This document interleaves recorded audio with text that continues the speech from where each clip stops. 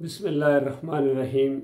आज का मेरा ये बयान ख़ास कर chief justice of Pakistan, army chief Kanwar Javed Bajwa, general साहब, इमरान ख़ान और जितने ये लोग हैं जो आला ओहदों के ऊपर हैं, ये उनके लिए ख़ास कर उनकी आंखें खोलने के लिए।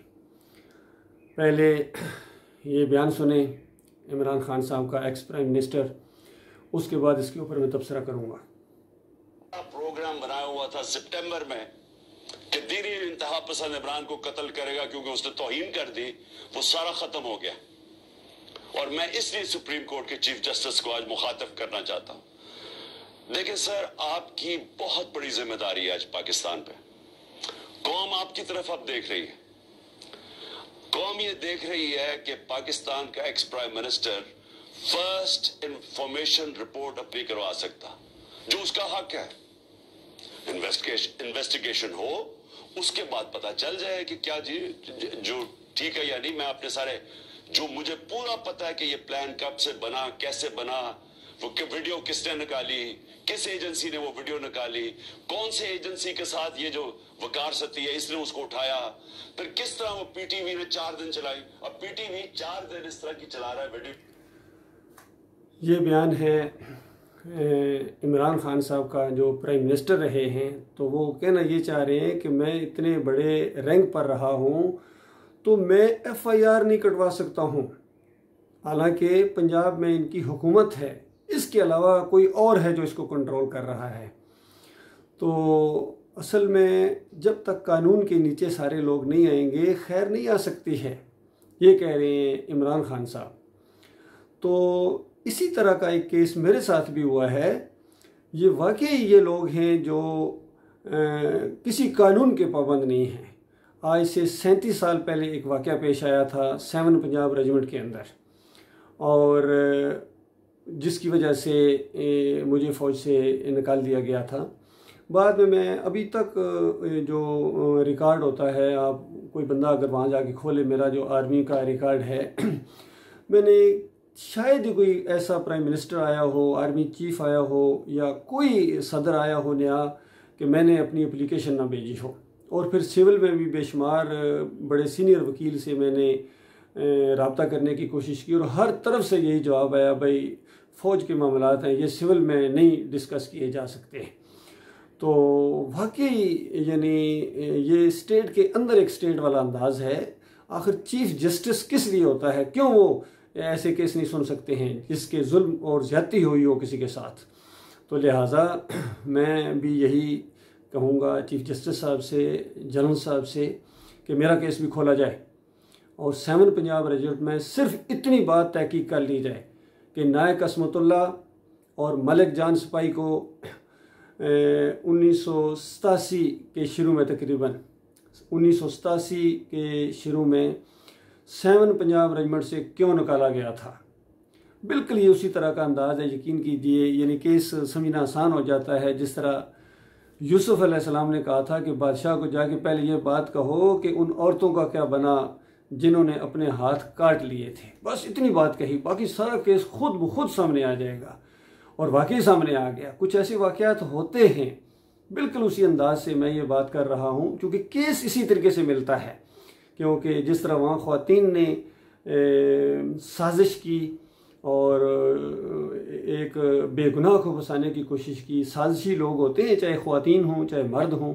तो जिस तरह इमरान ख़ान साहब कह रहे हैं मेरे ख़िलाफ़ साजिश हुई, बिल्कुल इसी तरह 7 पंजाब रेजिमेंट के अंदर कर्नल नजमुल हसन मलिक, जो आजकल रिटायर्ड ज़िंदगी बसर कर रहे हैं, तनख्वाहें ले रहे हैं, पेंशनें ले रहे हैं पाकिस्तान की, और पाकिस्तान आर्मी को इस कदर उसने नुकसान पहुँचाया इस काली भेड़ ने। क्योंकि अगर कुछ काली भेड़ों का जिक्र किया जाए तो ये अदारे के ऊपर तनकीद नहीं होती है, ये उस काली भेड़ के ऊपर होती है। और इसी वजह से काली भेड़ें होती हैं, इसी वजह से तो उनका कोर्ट मार्शल किया जाता है।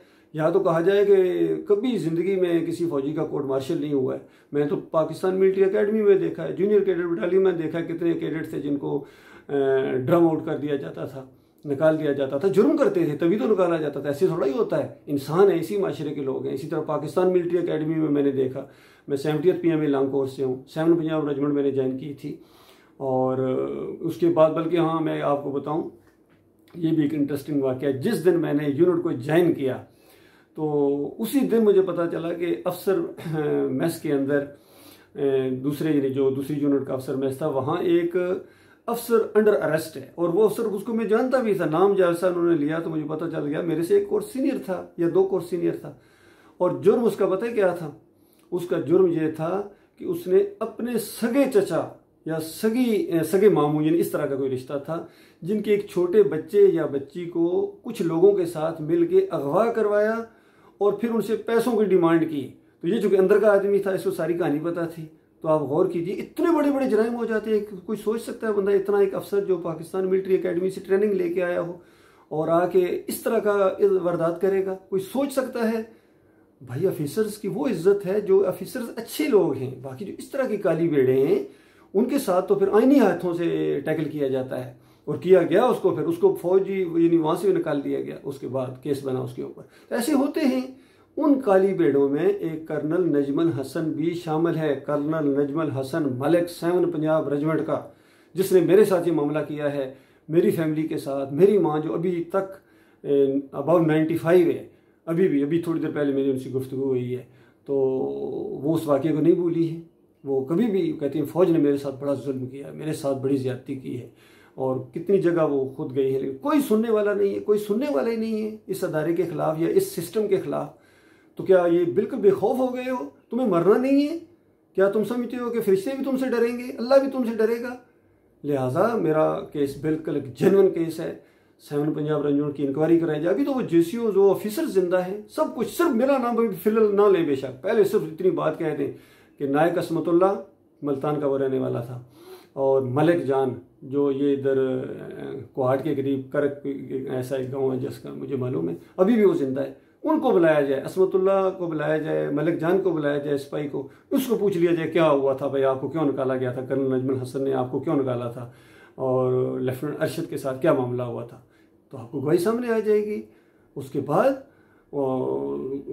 आप इंसाफ करें, जिसकी मुझे उम्मीद नहीं है। याद रखना, मैं तो सिर्फ ये इमरान खान साहब का एक बयान सामने आया तो मैं इमरान खान साहब को कह रहा हूँ कि आपकी भी जब हुकूमत आई थी तो आपने नहीं सही स्टेप लिया उस वक्त। अब जब चली गई इस तरह चीखना ये मुनासिब नहीं। उस वक्त आप, अगर आपकी कोई नहीं मानता था तो आप उस वक्त ऐलान कर देते ये अदारा है या ये बंदा है, ये मेरी बात नहीं मानने देता है, तो उस वक्त आपकी बात का वजन होता। तो बहरहाल एक केस सामने आया है उनका भी, मैंने भी अपना केस साथ लगा दिया है। और मेरा केस तो खालिस अल्लाह का मामला था, ईमान का मामला था, तौहीद का मामला था, रद्द शिर्क का मामला था। मैंने तो शिर्क के खिलाफ आवाज़ उठाई थी।